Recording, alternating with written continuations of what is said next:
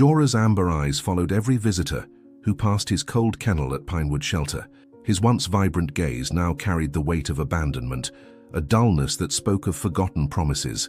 The harsh scent of industrial disinfectant permeated the air, mixing with the smell of cheap kibble and the distinctive odor of animal loneliness that hung in the concrete room. The echo of enthusiastic barks and anxious meows ricocheted off the walls, creating a symphony of expectation whenever the main door creaked open. The golden Labrador had lost count of the days he'd spent here. In the beginning, he would jump excitedly when someone approached, his tail thumping rhythmically against the metal bars, creating a hopeful, tinkling sound. He would sit obediently, gaze intently into visitors' eyes, tilt his head adorably, all the tricks he had instinctively learned to attract attention. But day after day, he watched as other dogs left with their new families while he remained behind. His golden fur, which had once gleamed like sunshine, was now dull and lifeless, matching his eyes. His posture, once proud, had become dejected. The thin, worn mattress in his kennel offered little comfort for his increasingly thin body. Meals, though regular, were consumed without enthusiasm. Jorah ate just enough to survive. "You'll find your forever home soon, buddy," shelter workers would say, their voices tinged with forced optimism that didn't reach their eyes.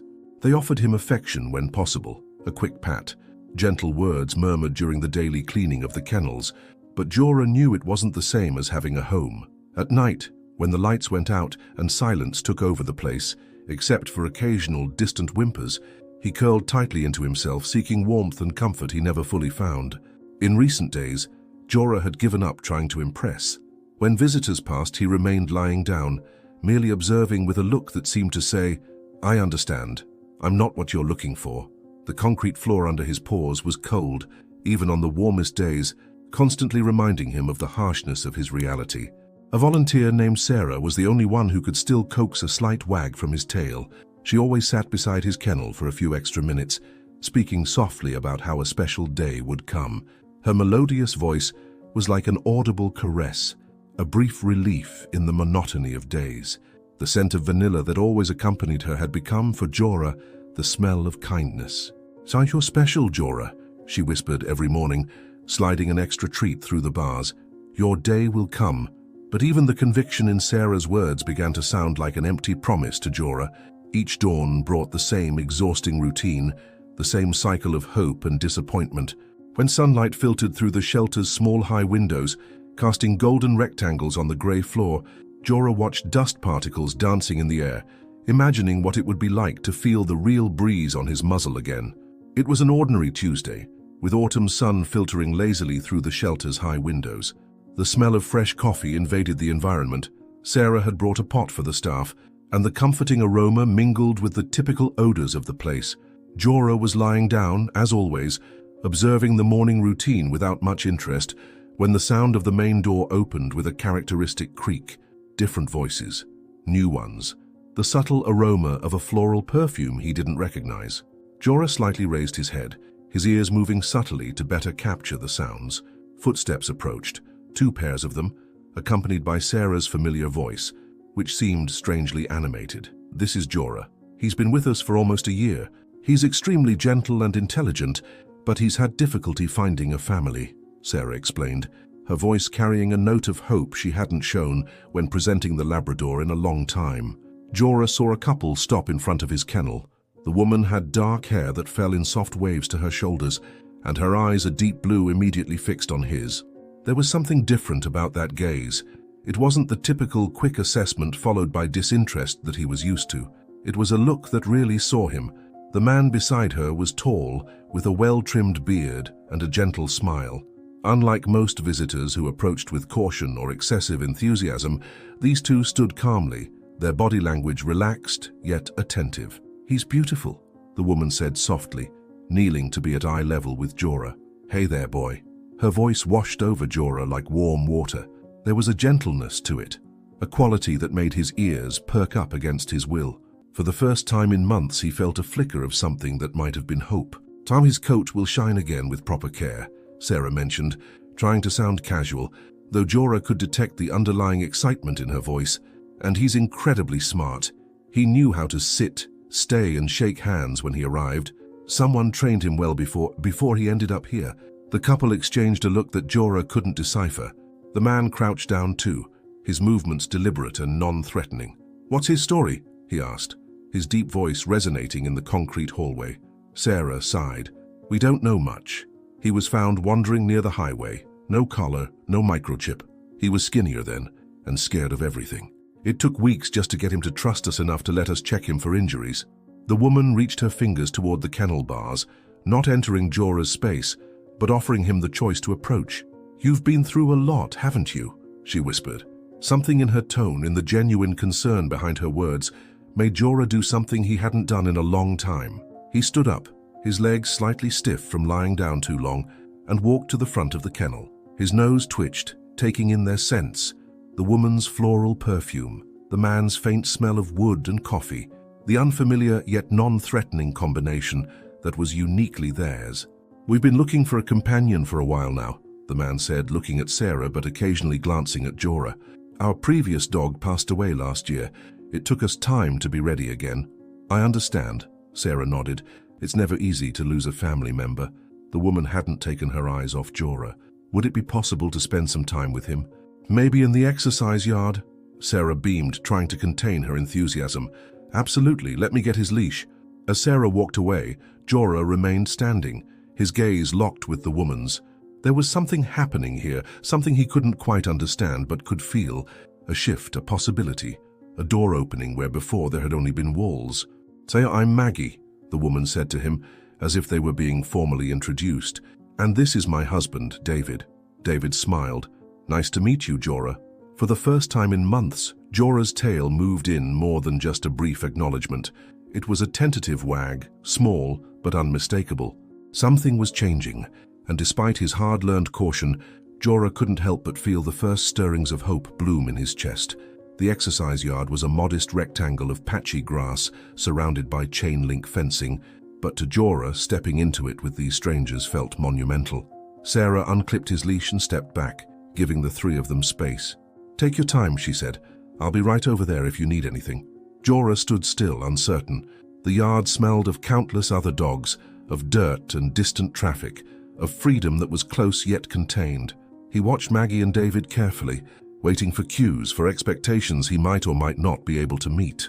Maggie simply sat down on the weathered wooden bench, patting the space beside her in invitation, but not demanding. David crouched down a few feet away, pulling something from his pocket, a small, soft ball. "I brought this, just in case," he explained to Sarah, who was watching from the entrance. "Is it okay if we try?" Sarah nodded encouragingly. "Absolutely." David gently rolled the ball toward Jorah, not throwing it, just offering. The ball stopped halfway between them, a bright blue spot against the dull green grass. Jorah looked at it, then at David, then at Maggie. They waited, not pushing, not calling him insistently as some visitors did. Minutes passed in this silent communication. Then, hesitantly, Jorah approached the ball. He sniffed it thoroughly, cataloguing the new smell: rubber, a faint trace of another dog, David's hand. After careful consideration, he picked it up gently between his teeth. "Good boy," Maggie said softly, her voice warm with genuine approval. Something about those two simple words, spoken with such sincerity, touched something deep inside Jorah. He held the ball for a moment longer, then slowly walked toward David and dropped it at his feet. David's face lit up, but he kept his movements measured as he picked up the ball. "Thank you," he said, as if Jorah had given him a precious gift. For the next hour, they existed together in that small yard, getting to know each other through a wordless language of gentle movements, respectful distances, and gradually closing gaps. Jorah didn't run or play as a younger, less burdened dog might have, but he engaged, bringing the ball back, allowing himself to come closer with each return, eventually accepting a gentle stroke along his back from David's steady hand. "He's choosing to trust you," Sarah noted from her position by the gate, her voice tinged with wonder. "I haven't seen him interact like this with visitors before."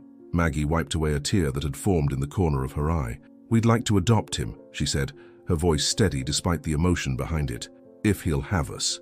The administrative process that followed passed in a blur for Jorah. There were papers to sign, discussions about his medical needs, a list of recommended foods, and a folder full of information about helping sheltered dogs adjust to new homes.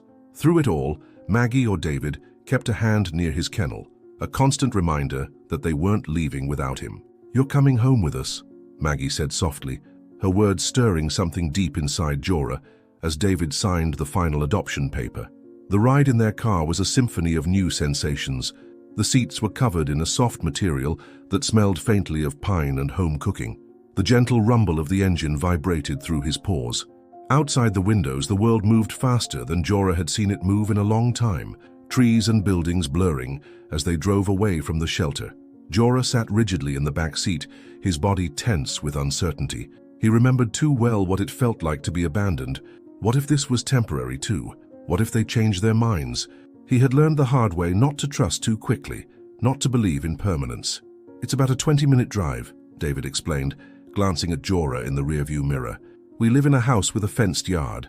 Not huge, but plenty of space for you to explore." Maggie turned in her seat to look at him. "And we work from home most days, so you won't be alone much." Their words washed over him, meaning little compared to the physical reality he was experiencing. Jorah had been in cars before. The memory of being driven to the shelter was etched deeply in his mind, and cars usually meant endings, not beginnings. When they finally turned into a driveway, Jorah peered out the window at a modest two-story house with blue shutters and a wraparound porch. Flower beds lined the front path, their autumn blooms adding splashes of color to the scene. It looked peaceful, welcoming, but Jorah had learned not to judge places by first appearances. "Home sweet home," David announced, turning off the engine. "Let's show Jorah around, shall we?" They opened the car door, and Jorah hesitated at the threshold between the familiar interior and this new unknown. Maggie attached a new leash, softer and more colorful than the shelter's utilitarian one, to his collar, but didn't pull. "Whenever you're ready," she said simply. Jorah finally stepped down onto the driveway, his paws touching unfamiliar concrete. The air here smelled different, cleaner, filled with the scent of nearby trees, distant cooking from neighboring houses, and the unmistakable freshness of recent rain on soil. David opened a gate leading to the backyard, and they walked around the side of the house. "We thought you might want to see the yard first before going inside," he explained. The backyard was modest but well-maintained, with a grassy area bordered by flower beds and several mature trees providing dappled shade. A stone patio held outdoor furniture, and a small fountain bubbled quietly in one corner. Jorah's paws touched the soft grass, and something unexpected happened. A memory surfaced, of rolling in grass, of feeling the cool earth against his back, of a time before kennels and concrete. Without conscious thought, his body responded to that memory. He lowered himself to the ground, and to everyone's surprise, including his own, rolled onto his back, exposing his belly to both the grass and his new humans. The gesture, a rare sign of trust from a dog with his history, left Maggie and David speechless. They exchanged a look of stunned joy, understanding the gift they had just been given. "Oh, Jorah," Maggie whispered, tears welling in her eyes. In that moment, something subtle but profound shifted. Jorah wasn't home yet, not emotionally, but for the first time in longer than he could remember, he was willing to consider the possibility. The first 2 weeks in Jorah's new home passed with cautious adjustment. He moved through the house with hesitation, his nose working non-stop to memorize every scent. He ate only when Maggie and David weren't watching, slinking away from his bowl if they entered the kitchen. He found comfort in the quietest corners, beneath David's desk in the home office, behind the sofa in the living room, under the guest room bed. Nighttime was the hardest. Maggie and David had set up a plush dog bed in their bedroom, hopeful that Jorah would want to sleep near them, but he chose instead to hide in the hallway closet, curled up among forgotten rain boots and winter scarves. They didn't force him out, understanding his need for a space that felt secure and enclosed. "Doctor Bennett says we need to be patient," Maggie reminded David one evening, watching as Jorah observed them from the hallway, not quite ready to join them in the living room.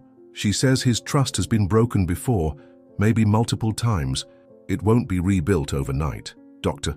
Lila Bennett, the veterinarian who had examined Jorah after his adoption, had diagnosed him with severe separation anxiety after he broke through a bathroom door the first time they left him alone to go grocery shopping. "He's terrified of being abandoned again," she had explained during their emergency visit, gently cleaning the cuts on Jorah's paws from his desperate attempt to follow them. This isn't uncommon in rescue dogs, especially ones who've been at the shelter as long as he was, but it is severe in his case. They had adjusted their schedules, ensuring one of them was always home. They spoke to trainers, read books, created a consistent routine to help Jorah understand that this home, these people, were constants he could rely on. Small victories emerged. On day 10, Jorah ate his dinner while David sat quietly on the other side of the kitchen. On day 12, he voluntarily approached Maggie in the garden, briefly pressing his body against her leg before darting away. On day 15, he brought his favorite toy, a stuffed duck that squeaked, into the living room while they watched television, though he still kept it at a safe distance from them. The first real breakthrough came on the evening of the 17th day. Maggie was resting on the couch, nursing a headache, her body curled beneath a soft throw blanket. David had gone to the pharmacy to get her medication. The house was quiet, save for the gentle patter of rain against the windows. Jorah had been watching her from the doorway, his amber eyes tracking her every subtle movement. Slowly, with deliberate care, he approached the couch. He hesitated for a moment, then gently rested his head against the armrest where her hand lay. Maggie froze, hardly daring to breathe. She didn't reach out, didn't force anything. She simply waited, and for the first time Jorah let out a deep sigh and closed his eyes, allowing the point of contact between them to remain. When David returned 20 minutes later, he found them like that. Maggie still on the couch, Jorah still resting his head near her hand. A fragile connection formed in trust. Weeks passed. As October turned to November, Jorah's physical transformation became evident. His once thin body grew stronger with proper nutrition and regular gentle exercise. His golden coat regained its natural shine, gleaming in the autumn sunlight when they went for their daily walks. His eyes, once dull, now gleamed with life and growing confidence. But the most significant change happened one ordinary Tuesday morning. Maggie was in the shower, and David was preparing breakfast downstairs. The smell of bacon filled the house, a scent that usually brought Jorah promptly to the kitchen. But this morning something else caught his attention. His sensitive nose detected an acrid, unnatural smell coming from the kitchen, hot metal, burning plastic. His body tensed, instincts kicking in before his mind could fully process what was happening. Without hesitation, he raced up the stairs, paws thundering against the wood, and scratched frantically at the bathroom door, barking with an urgency he'd never before displayed. Maggie opened the door, wrapped in a towel, alarmed by his behavior. "Jorah, what's wrong?" he barked again, turning to run downstairs, then looking back at her, clearly wanting her to follow. She grabbed her robe and followed him, concern growing as the strange smell reached her own senses. In the kitchen, smoke was rising from the toaster, which had malfunctioned and caught fire. The flames were small but growing, beginning to lick at the wooden cabinets above. David had stepped outside to take out the trash, unaware of the danger. "Oh my God," Maggie gasped, grabbing the fire extinguisher they kept under the sink. Her hands shook as she pulled the pin and aimed at the base of the flames, just as she'd been taught but never expected to use. The extinguisher hissed, covering the toaster and surrounding area with white powder. The flames died immediately, leaving behind a scene of minor damage and the acrid smell of smoke. David burst through the back door, alerted by the commotion. "What happened? Are you both okay?" "The toaster caught fire," Maggie explained, her voice still shaking. Jorah alerted me. He came upstairs and got me. If he hadn't..." They both looked at the Labrador who stood in the doorway, his posture alert but calm, watching them with steady eyes. David knelt down, opening his arms. "But come here, boy." For the first time, Jorah didn't hesitate. He walked directly to David, allowing himself to be embraced, his body relaxed rather than tense at the contact. "You saved us," Maggie whispered, joining them on the floor, her hands stroking Jorah's golden fur. "You protected your home." That night, for the first time, Jorah slept in their bedroom, not on his designated bed, but between theirs, as if to keep watch over them both. The one who had been saved was now the protector. As winter settled over their small town, bringing with it shorter days and the first dusting of snow, Jorah's transformation continued. His body language, once hesitant and closed off, opened up, tail held higher, ears perked forward, posture relaxed. He began to play, first with his toys alone, then interactively with Maggie and David, displaying moments of puppy-like exuberance that took years off his estimated age. Christmas approached, and with it came visitors, David's sister and her husband, Maggie's parents, friends dropping by with gifts and holiday wishes. Each new person was a test for Jorah, an unknown quantity that could have triggered his anxieties. Instead, to everyone's amazement, he seemed to appoint himself the official greeter, approaching new arrivals with cautious optimism rather than fear. "He's a completely different dog," David's sister remarked, watching as Jorah gently took a treat from her hand, something he would never have done months before. "It's like he's finally realized he's home." Not everything was perfect. Loud noises still startled him. The garbage truck's hydraulic brakes, a car backfiring, the neighbor's power tools. A thunderstorm in early January sent him hiding in the closet again, trembling despite their reassurances, and he still developed certain habits that spoke to his past experiences, checking each door and window before settling down for the night, as if ensuring everyone was safe and accounted for. An unforgettable moment came in mid-January, when Maggie brought home a tiny surprise, an abandoned kitten she'd found shivering in the parking lot at work. Named Luna for her silver-gray coloring, the kitten was barely old enough to be away from her mother, her eyes wide with the same fear and uncertainty that had once dominated Jorah's expression. Their first meeting was tense. Everyone held their breath as Jorah approached the small carrier containing the trembling little creature. Slowly he leaned in, sniffed curiously, and then, to everyone's surprise, started licking the carrier door gently, as if trying to comfort the kitten inside. When they finally allowed Luna out in a controlled introduction, Jorah lay down, making himself as non-threatening as possible. The kitten approached tentatively, her tiny body still quivering. Jorah remained perfectly still as she sniffed him, then climbed onto his paw, then his back, treating the patient Labrador like a mountain to be conquered. From that day on, they were inseparable. Luna sleeping, curled against Jorah's belly, playing with his tail, batting at his ears while he pretended not to notice. "I've never seen anything like it," Dr. Bennett admitted during Luna's first checkup, watching as the kitten rode confidently on Jorah's back into the examination room. "He's not just accepting her, he's protecting her, teaching her. It's extraordinary." As winter melted into early spring, bringing with it the first green shoots and warmer temperatures, David and Maggie decided it was time for another milestone. The community dog park had always been part of their long-term plan for Jorah, but they had waited until they were confident in both his social skills and his bond with them. The park was busy that Saturday morning. Dogs of all sizes running, playing, their owners gathered in small groups chatting. Jorah seemed both excited and nervous, pulling slightly toward the entrance, but pressing against Maggie's leg at the same time. Inside the double-gated entry area, David knelt down to unclip Jorah's leash. The dog froze, uncertain. His past still whispered warnings of betrayal. A leash removed had once meant abandonment, but then something shifted in his demeanor. His nose twitched, taking in the sense of freedom, of other dogs enjoying life without restraint. He remembered what it was like to run freely, to feel the wind in his fur. And suddenly he took off, tail held high, racing toward the open field with a joy that took both Maggie and David's breath away. "Look at him go," Maggie whispered, tears in her eyes. "He's flying." Jorah circled the park once, twice, 3 times, his strong legs carrying him faster than they'd ever seen him move. Other dogs joined his run, a spontaneous celebration of speed and freedom. Then David called his name, just once, not panicked, not demanding, just a gentle summons. Jorah hesitated, his momentum slowing as he looked back at his human. For a heart-stopping moment, he stood still, testing the boundaries of his new reality, perhaps even considering the possibility of a different choice. Then he turned and sprinted straight to David, stopping just short of knocking him over, his entire body wiggling with excitement and pride. "That's trust," a nearby dog owner commented, watching the reunion.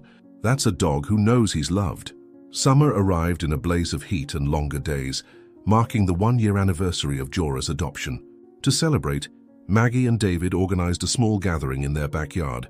Sarah from the shelter, Dr. Bennett, the neighbors who had become friends, and their dogs who had become Jorah's regular playmates. "Says Joe, in 15 years of working with rescue dogs, I've never seen a transformation like this," Sarah admitted, watching as Jorah confidently navigated the social gathering, politely greeting guests, periodically checking on Luna, who supervised from the safety of the patio, and always circling back to Maggie and David. He's not just adjusted, he's thriving. The celebration was interrupted briefly by the arrival of unexpected guests, an older couple who knocked hesitantly at the gate. "I'm sorry to intrude," the woman said, her eyes searching the yard until they found Jorah. "We're the Millers. We lost our dog Buddy 3 months ago. He was a golden lab too." Her voice caught. "We've been walking past your house, seeing your dog playing in the yard. He reminds us so much of our Buddy." David invited them in immediately, introducing them to everyone. The grief in Mrs. Miller's eyes was still raw, a pain that Jorah seemed to sense instantly. While everyone else continued the party, giving the couple space, Jorah approached them slowly. Without hesitation, he rested his head in Mrs. Miller's lap as she sat on one of the garden chairs. "How does he know?" she whispered, tears in her eyes as she gently stroked his golden head. "He understands loss," Maggie said softly, sitting beside her. "And he's learned that it doesn't last forever." As the afternoon stretched into evening, guests departed until only the core family remained: Maggie, David, Jorah, and Luna, who had grown into a sleek young cat, but still treated the Labrador as her personal guardian and pillow. They sat on the porch steps, watching fireflies begin their evening dance over the lawn. Jorah lay at their feet, his body relaxed, his breathing deep and contented. "He's taught us more than we've taught him," Maggie reflected, her hand resting lightly on Jorah's warm fur. "About patience, about resilience, about starting over." David nodded. "And about living in the present. Have you noticed how he approaches everything? Every meal is the best meal. Every walk is the greatest adventure. Every nap in the sunshine is pure bliss." Jorah's story had become something of a legend at the local shelter. Sarah had used it to encourage potential adopters to consider older dogs, those with anxieties, those who might need more time to reveal their true selves. Because of Jorah, 3 more long-term shelter residents had found homes with families willing to be patient, to believe in second chances. But beyond those concrete impacts was something more subtle: the change in Maggie and David themselves. They had learned to slow down, to notice the small victories, to celebrate progress rather than perfection. They had rediscovered wonder through Jorah's eyes as he experienced simple pleasures anew: the first snowfall, the scent of spring flowers, the cool relief of a stream during a summer hike. As the stars appeared overhead, Jorah raised his head, looking first at Maggie, then at David, then out at the yard that had become his kingdom. There was no trace left of the frightened shelter dog with dull eyes and a hopeless expression. This was a dog who knew his place in the world, who understood that he was valuable, protected, and loved. His journey from abandoned stray to beloved family member was a reminder that every dog deserves a second chance. Millions still waited in shelters across the country, especially older dogs, who statistically have only a 25% chance of being adopted compared to puppies.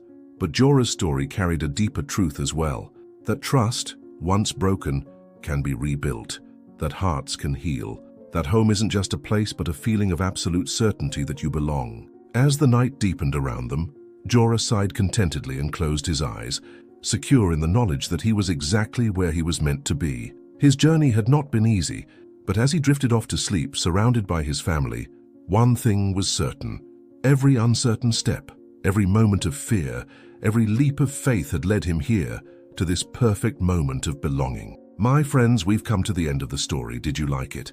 What lesson can you bring to life from this story? Leave it here in the comments. Leave your like, subscribe to the channel, and watch this video that's playing on your screen. This story will impact you. See you next time.